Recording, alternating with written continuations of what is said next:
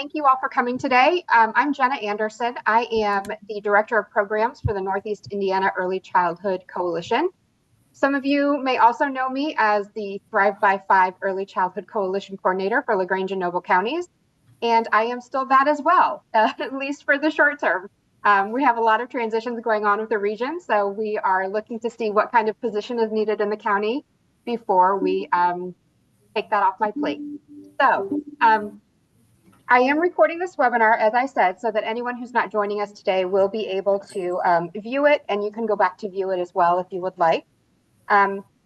While our panelists are speaking, if you want to go ahead and put your questions in the chat, if you have any questions that come up, that will be great, and I will ask them as time allows. But I do want to make sure that we have some time at the end so you guys can unmute and ask questions of our panelists. So to start, I'm going to ask our panelists to introduce themselves. So Erin, you want to go ahead? Good afternoon. I'm Erin Kissling. I serve in the role of Chief Learning Officer at Early Learning Indiana. So we operate 12 early education learning schools in the Indianapolis area and then in Tippecanoe County on Purdue University's campus. Great. Thank you. Amber. Hi, I am Amber Taggart. I am the CEO of Early Childhood Alliance. We have our home base in Fort Wayne. We have a child care center in Fort Wayne, and then also a family child care home program in Warsaw. Tina. I am Tina Lee, and I am the director at Kendallville Day Care, and we currently have 142 children. So these are three different types of all child care centers, one home actually, multiple different types of programs, multiple sizes, and in different places around Indiana. So I think we're going to get some really great information from our panelists today. So Erin, I'm going to start with you. Can you just give us an overview of your current sliding scale fee model, how it's calculated, any information you think would be important for us to know? Sure.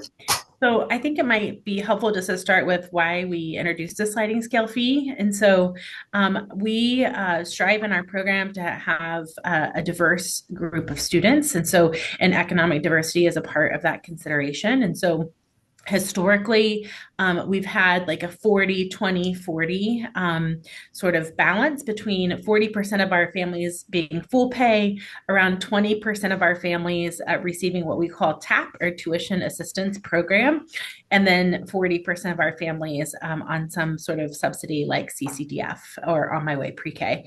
And so what we knew about our enrollment is that we were seeing sort of this wide gap between our families receiving a subsidy and our families that were in the private pay, and we were struggling to serve families in the middle who might actually, they don't qualify yet for a subsidy, but they aren't necessarily in a place where childcare is affordable for them. And so we established the tuition assistance program really to meet the needs of those families and ensure that they are a part of the makeup in our classrooms. And so our TAP evaluation is for families up to 300% of the federal poverty level.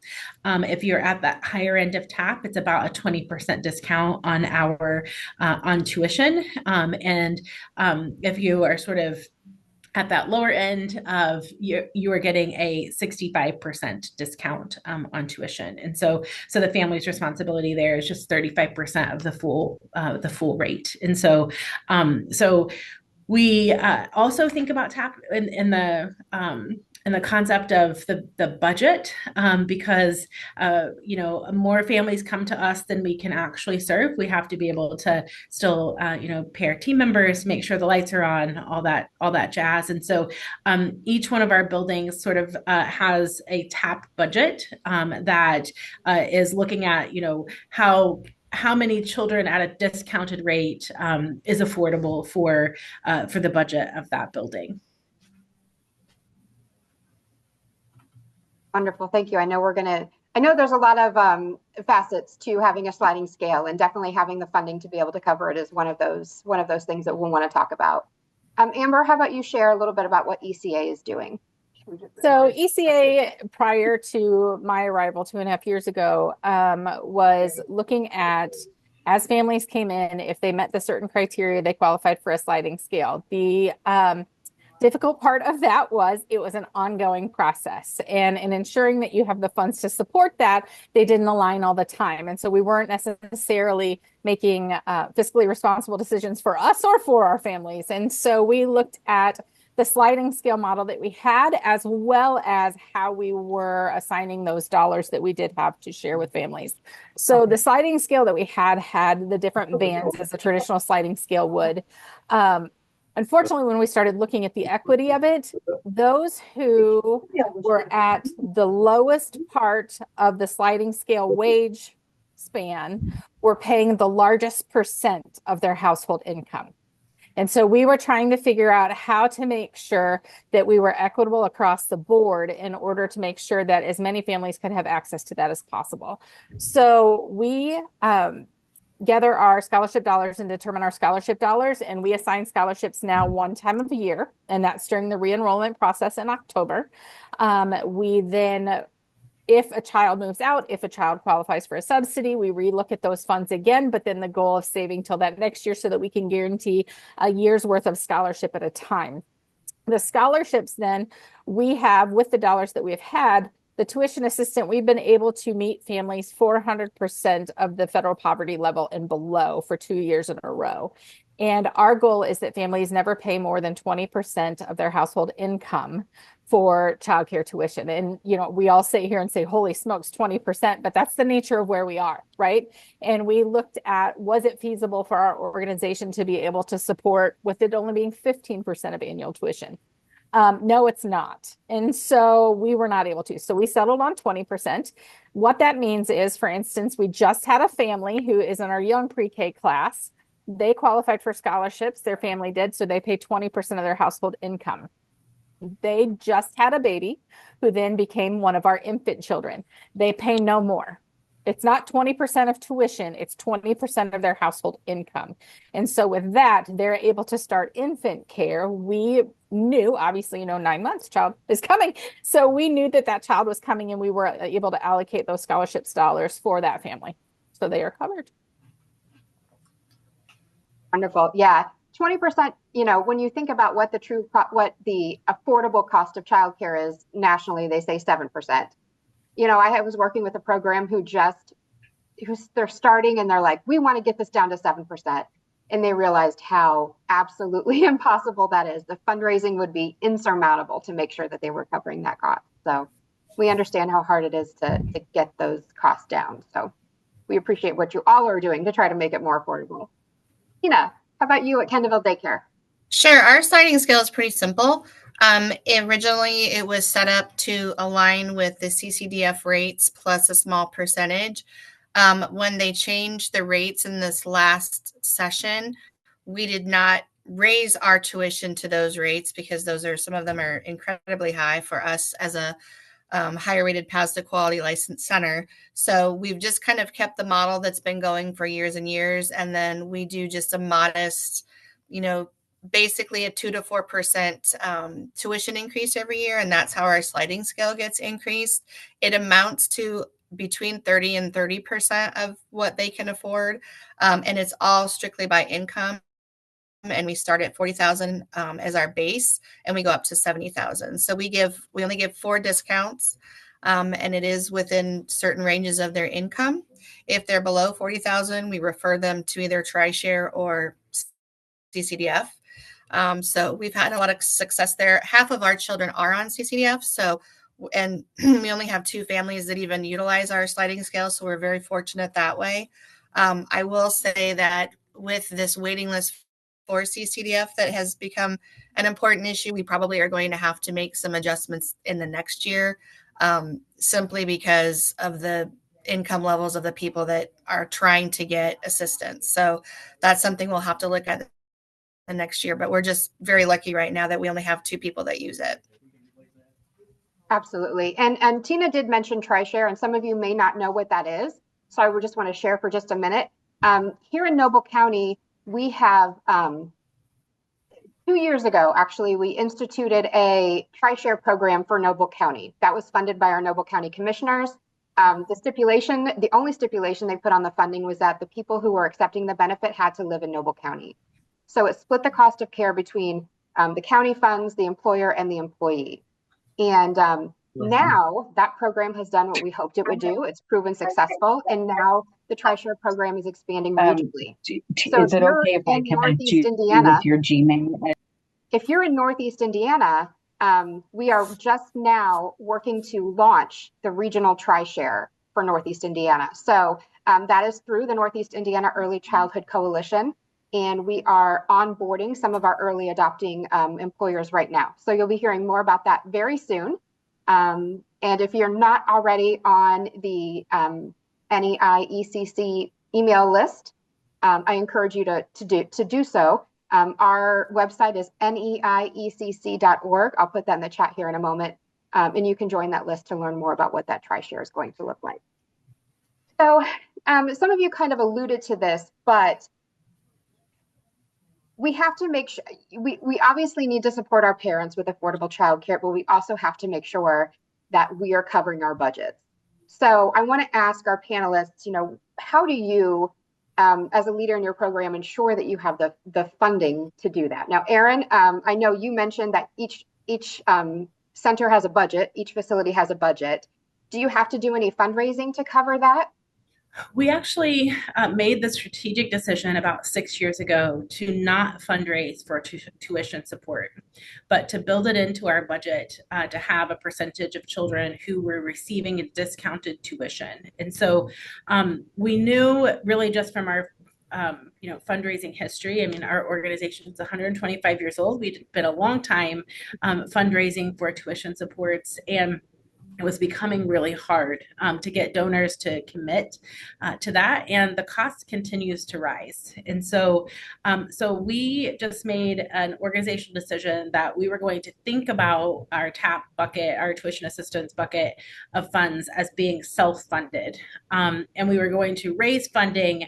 The funding that we were able to raise, we were going to do other sort of more innovative things with that money. And so that is how we have been operating our TAP for the past 6 years. And it does mean that there's only a certain number, there's only so much that we can offer per center, and it varies per center because we have centers that have, our smallest center is 48 children, our largest one is 153. And so they can support a different level just based on what's available to them. We do from time to time have independent donors, sort of single donors who will decide that is how they would like to give. And we always make sure we've recently been making sure that those funds go into sort of what we've called the hardship fund for families that run into hard times for different reasons, even families that receive CCDF and aren't able to meet their copay for whatever sort of circumstance that they're facing. And so it is a little bit different for us. I will tag on to Amber. When we redid our scale about a year ago now, we also capped at 20% of a family's income as well. We did the same math, and we could not whittle it down any more than that. And so it's almost reassuring, actually, Amber, to hear that your math is similar to our math. Yes, thank you. And Amber, you and I have had conversations about the math and the money that you have to raise to keep this going. So can you talk about that a little bit? This year, so we serve 89 children in our child care center in Fort Wayne. Only 5 of those children are full private pay. 94% of them either have CCDF support or a tuition assistance. And so this year, in October 1st, we were able to, thank goodness, to a lot of very, very kind donors, we assigned $211,000 worth of scholarships. That does go, which is how we're able to get down to the 20%. Without that, it's an annual review. So for 2 years in a row since we've changed this model, we've been able to stick with 20%. Our parents sign a yearly contract and understand that this is an annual review because it's truly by the grace of our own donors that we're able to even provide anything like this. So that is how we decide. If we didn't cap it, we would be not here to talk with you today. Yes. Tina, how do you fund yours? Ours is our budget is completely based on tuition. So a little bit like Amber, we we don't, I'm going to back up a minute. We don't use any grants or fundraising in our budget. It's strictly off tuition, and then we work backwards. So any money that we do fundraising or grants goes to additional needs that are not mandatory needs for the center. So if, like, we just put some countertops in our kitchen and that came from a grant. So it's an outside expense outside of our operating expenses that we use the fundraising and the grants for. The tuition, we used to have a scholarship program. They removed it because we had such a waiting list built. So I don't know that they're ever going to return the scholarship part, but because we are almost over 50% in our CCDF funding, we just take the numbers, we prorate them at the end of the year. We look at the families that we have. If there's any incoming families like new babies, we factor that into it. And then we have a very simple Excel budget, and all of our expenses come off of our tuition. So if the expenses are going to exceed tuition, that's when we would raise it by whatever percent that is. And it's luckily, we've just been very fortunate. It's not been very high. Mm-hmm. So, Erin, how do you handle that income verification process? Because I know that's something that a lot of people have questions about. I know handling it for TriShare can be stressful to make sure I have the right information. How do you guys deal with that? So we do it as an annual process as well. So our families, I would say there's an annual recertification process. As long as the funds are available in the budget, we take children throughout the year because that is how enrollment happens. And so especially for our youngest children. And so they have to recertify their family income each year in June. I believe it's June. We just changed that this year. And so they do that in the month of June just by submitting verification documentation like you would, just like you were applying for CCDF. And our team here in the office certifies that and makes sure that they're in the right bracket. Sometimes it's actually a benefit to the family because they get a little bit more discount. They didn't realize that they might be eligible for. But we do that just on an annual basis, at enrollment, and then on an annual basis. Great.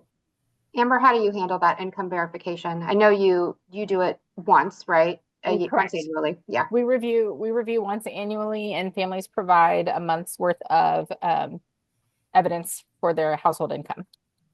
Great. Tina, anything different that you do? We do it annually as well. We do it's open enrollment, but it's basically re-enrolling our children in January. And we ask for either 3 weeks of pay stubs, which we average, or we do a tax return from the previous year.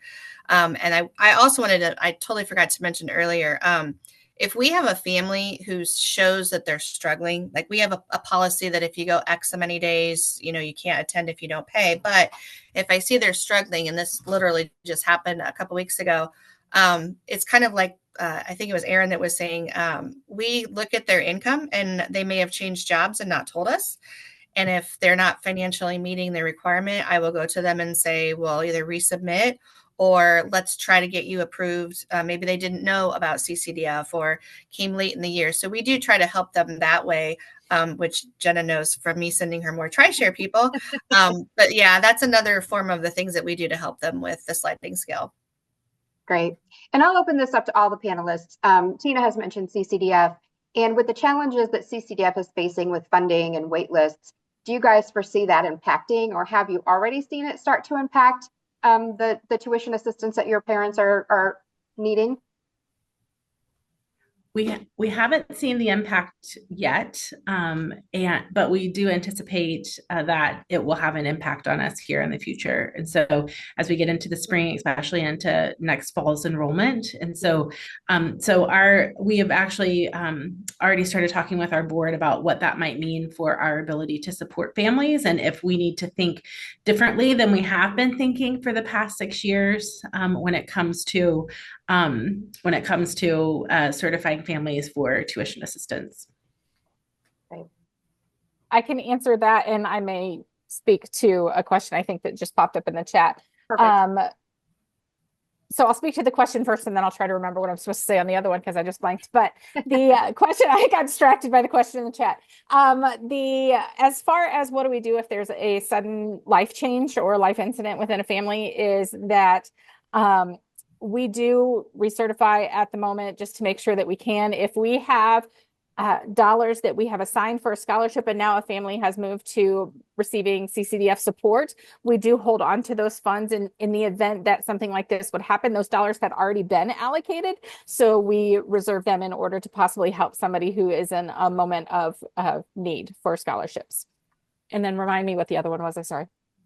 If you feel that the changes and challenges with CCDF will affect your program. Yes, it most definitely will. And it actually started as of yesterday. So we have not felt the impact, but we had 5 families that we had contacted to say we have a space available at this age group.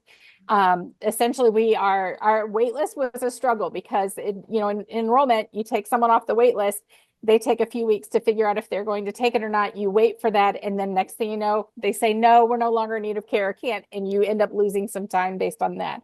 So instead, what we have changed our wait list to is we notify any family that's of that age group and say essentially whoever can get the process completed of enrollment will then take on that spot. So we have 5 families that expressed interest in one spot, and 2 of those families are seeking CCDF support and do not yet have it.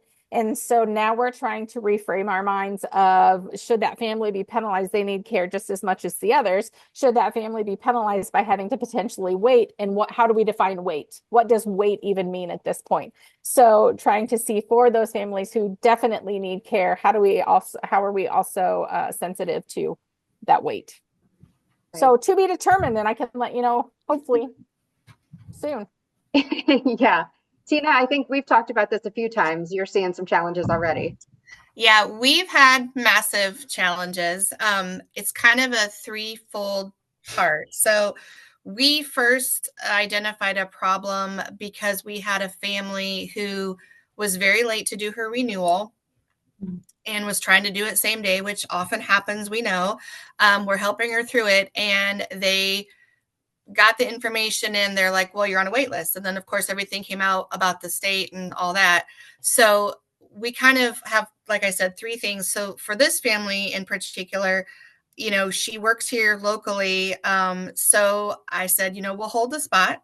You can self-pay it until we find out if they're covered, because sometimes they would go back and back pay and start the date. She wouldn't have to pay the whole time while she's on the wait list. But in the meantime, you've got to pay something, and then we'll make up the difference. Then we have had families who are applying, who again, will hold a spot for a little bit of time. They'll wait, but the wait seems to be getting longer. It used to be 2 to 3 weeks. Now it's been like 3 months for some of our families. So we're just very kind that we hold those spots, and we just check in with the families every 1 to 2 weeks to make sure that, yes, we're still doing their part. I used to be a person that called Brightpoint probably every 2 or 3 days. I now am really relying on the parents to follow through on that. And then the third part is the copay. So we've had families that have renewed and didn't realize they had a copay, and now they have to catch up on their copay. So it's been a ball of wax. It's probably affected about 14 total of our children. One thing that we did stress in our enrollment this year, we changed. We also have with our recertification, they have to sign like an additional just policy that we put together that says, I understand how CCDF has changed. I understand the requirements. If I have a copay, I now understand that. Like just checking all the boxes, but then making sure that we still serve them. Like we'll work with families as best we can, but because our waiting list is still pretty decently large, we give them a little bit of time, and then we have to move on. So it really is a reciprocal relationship with the parents as much as us to follow through on their end. Absolutely. And Terry did ask another question. Staff, are your staff members available for scholarships, or do you give them other discounts, or how does that work when it's your staff members? Erin, do you want to take that?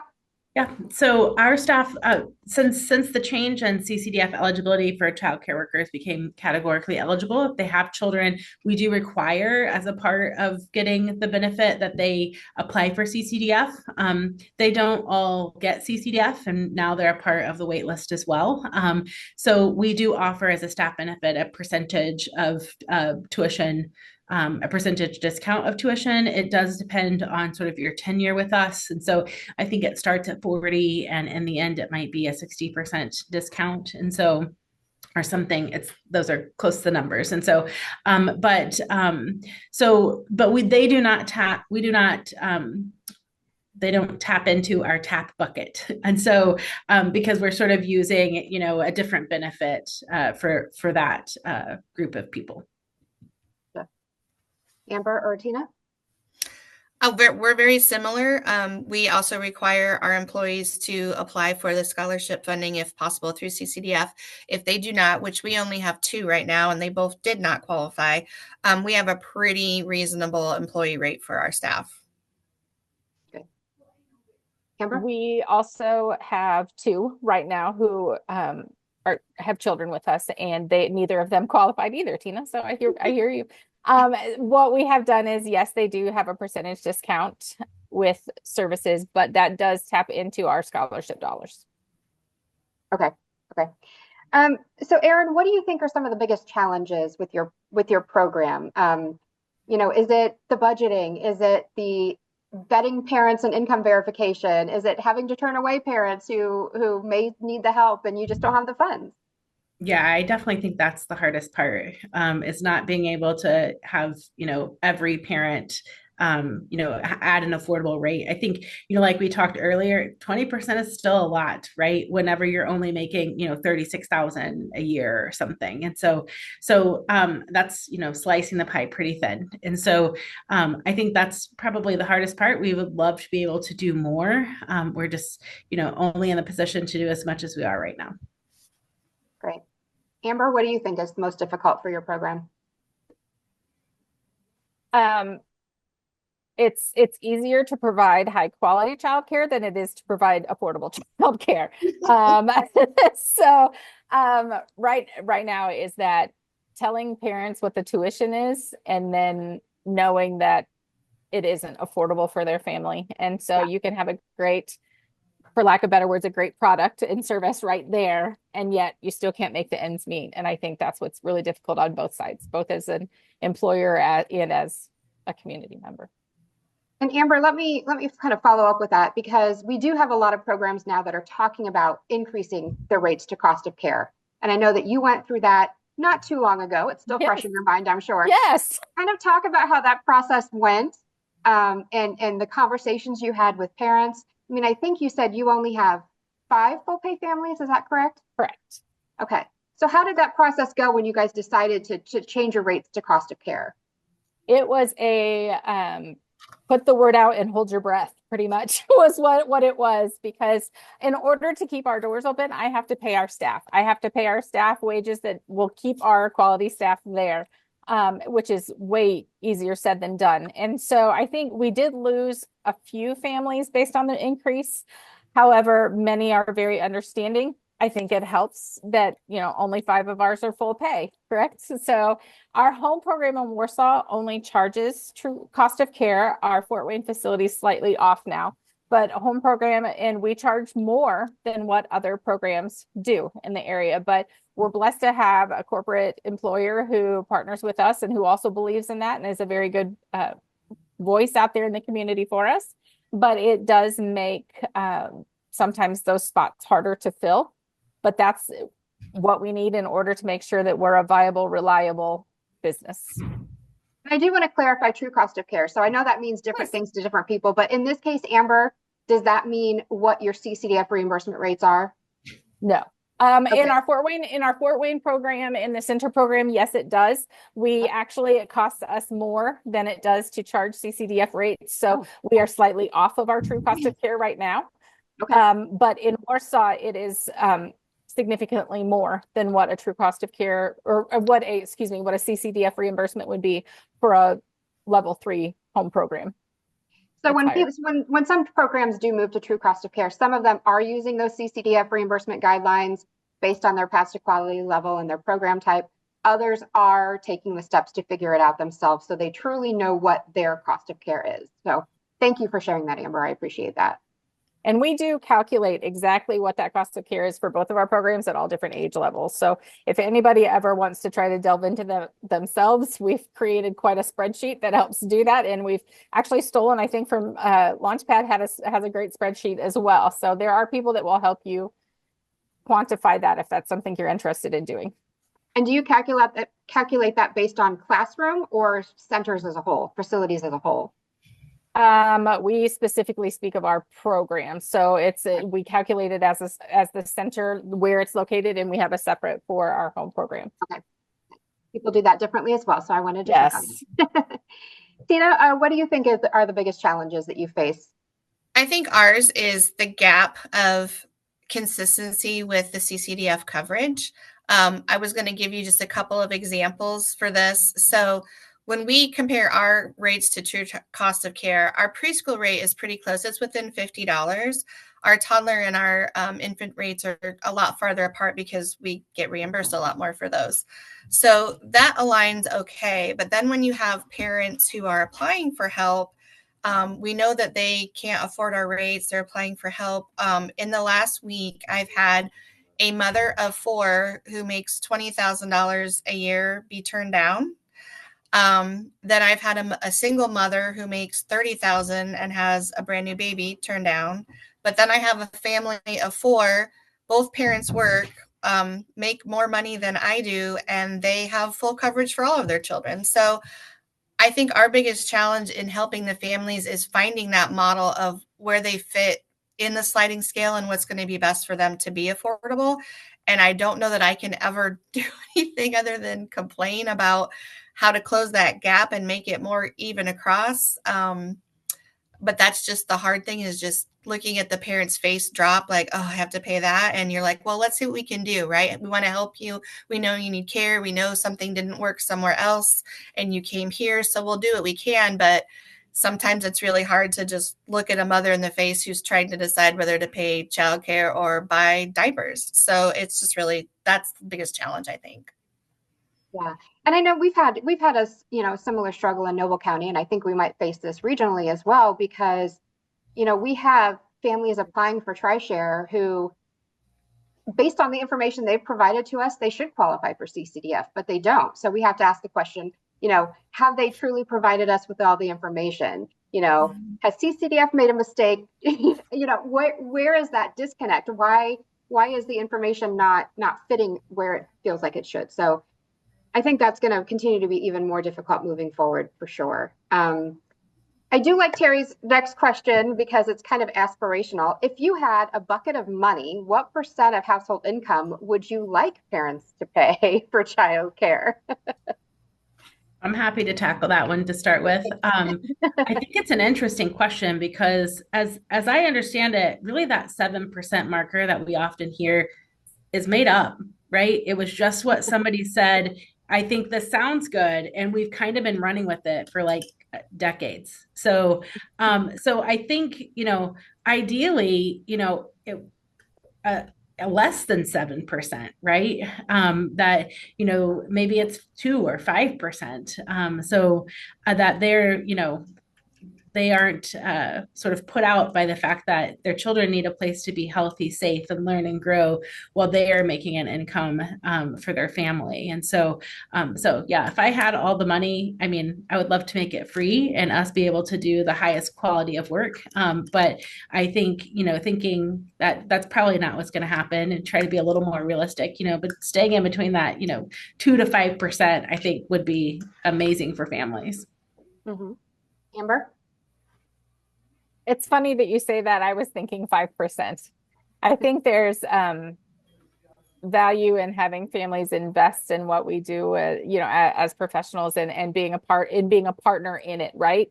But I also don't think that should ever become a question of whether I'm going to feed somebody, diaper somebody, or anything.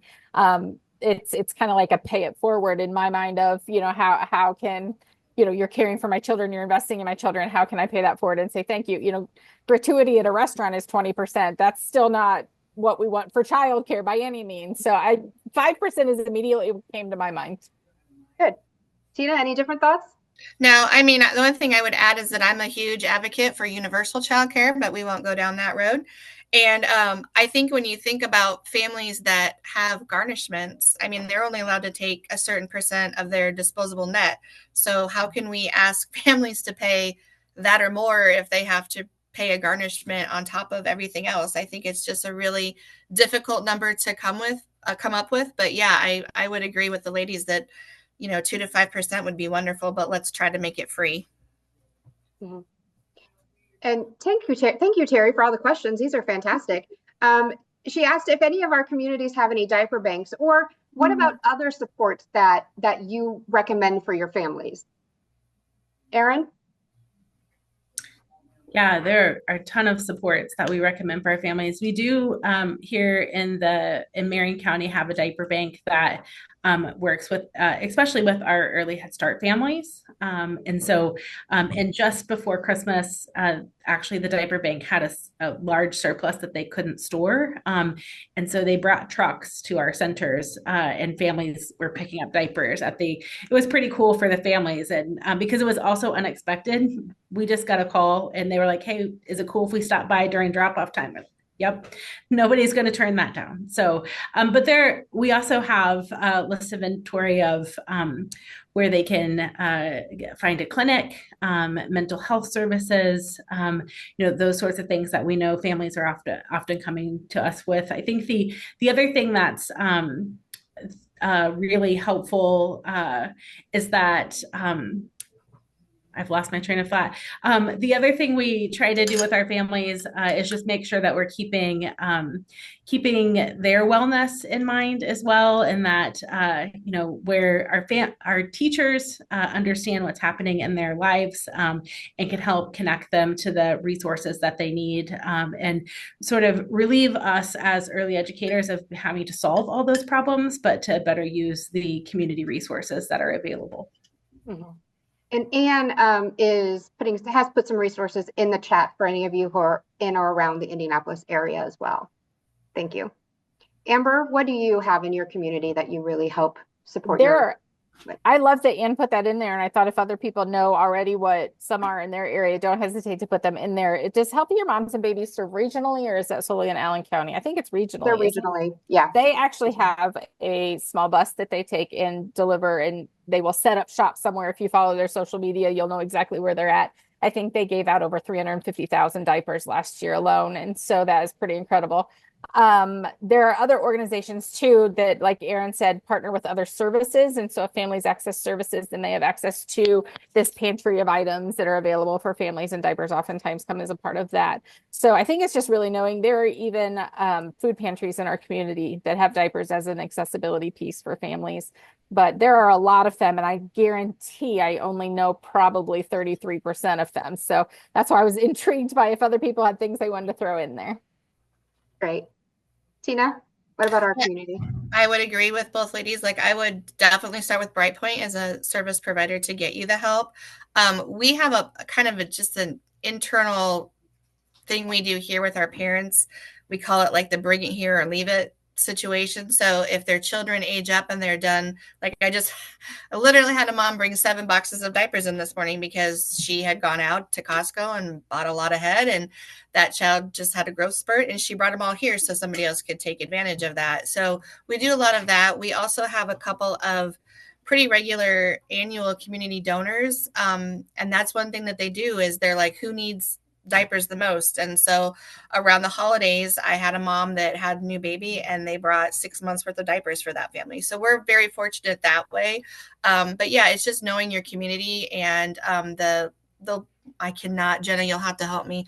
The one that's by the library, that the women's Life and Family Services. Yeah, we get a lot of things from them as far as diapers, onesies, books, just things that they overuse or don't need and they have extra of, or that have been donated to them. So just really just knowing your community, knowing your parents and their resources. We have a lot of nurses that work here too. So they're constantly bringing stuff that were samples that do not need to be used and they're not expired. So things like that for us. Mm-hmm. And, this, we have panelists here from Marion County and Allen County too, and it becomes a little more difficult in a larger county. But for instance, in Noble County, where Tina and I are, we kind of have, I was just yesterday at a group that it's called Interagency, but it's a group of all nonprofits that serve Noble County. And so we get together once a month and we talk about the work that we do, because we're really trying to develop a no wrong door policy, I guess.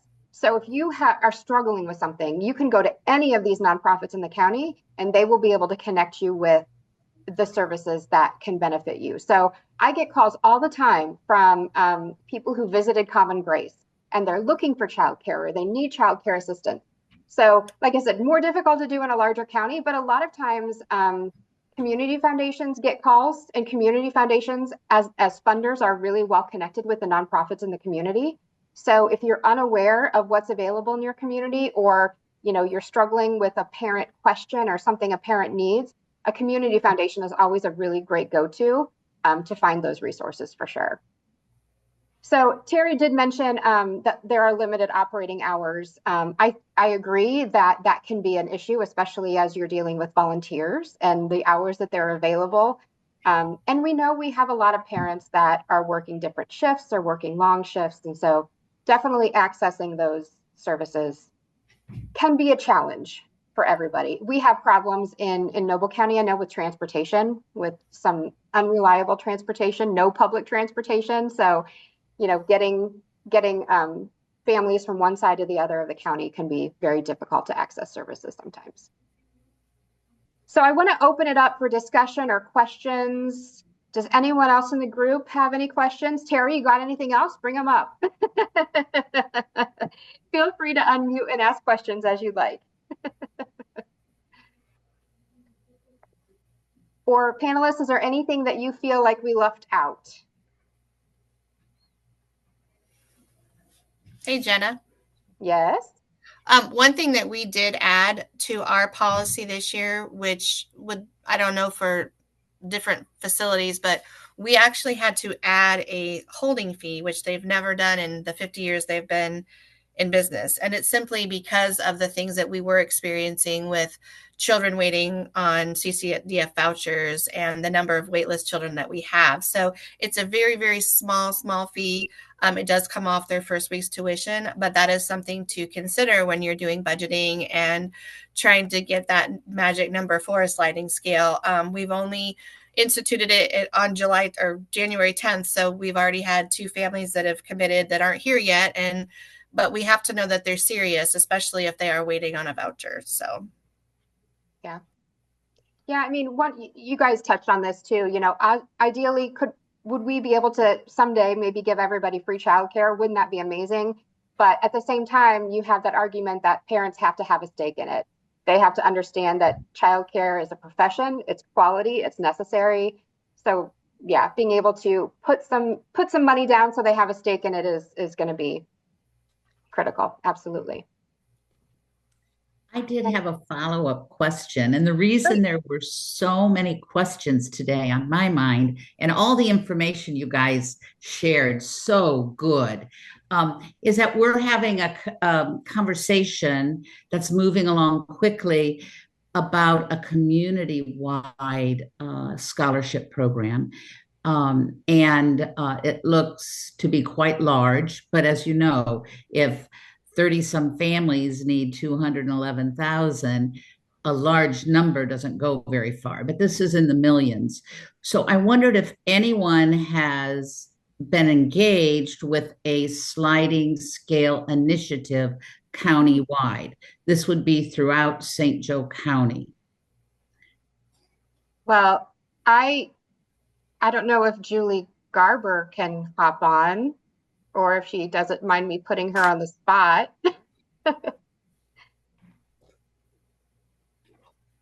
Sure.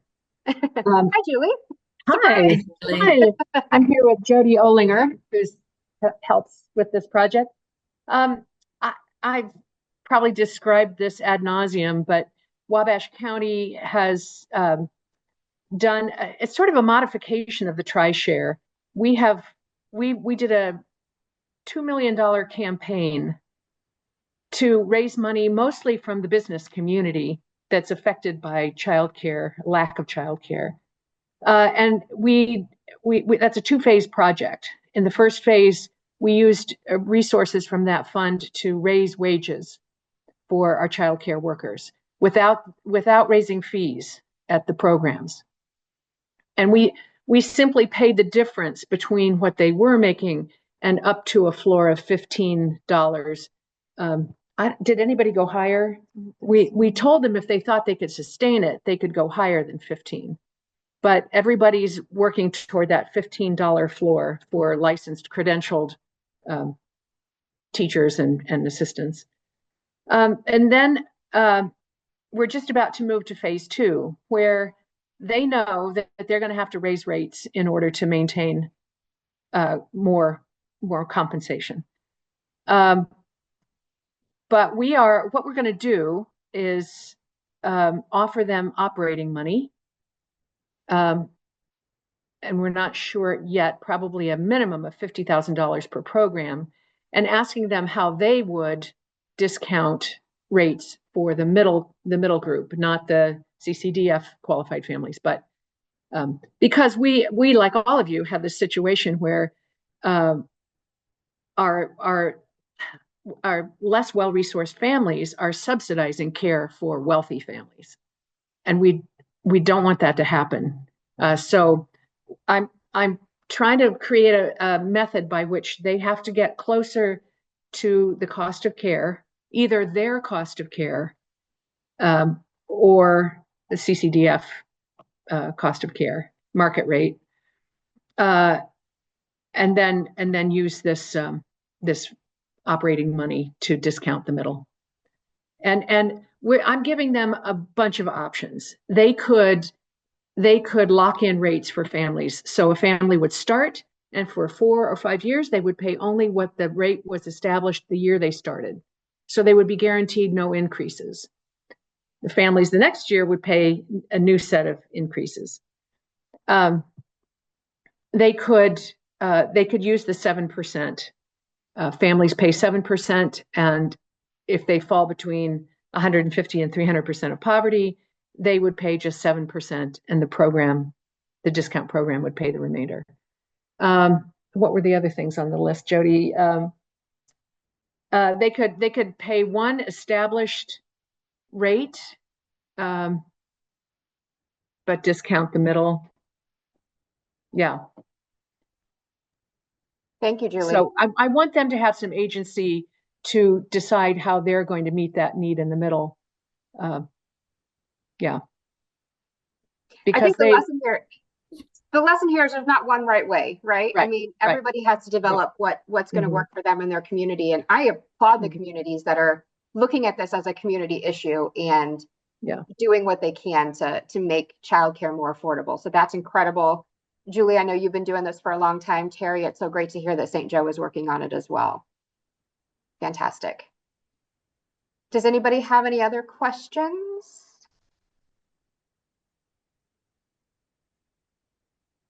Well, I posted our Northeast Indiana Early Childhood Coalition website in the comments, in the chat. And so I will have this video posted there by the end of the day. So you can look for that if you'd like it, to review anything. And if you have any questions about the work that the region is doing, if you want to get in connection with any of our panelists to ask more questions, you can shoot me a text or call or email me, and I will get you connected with the right people.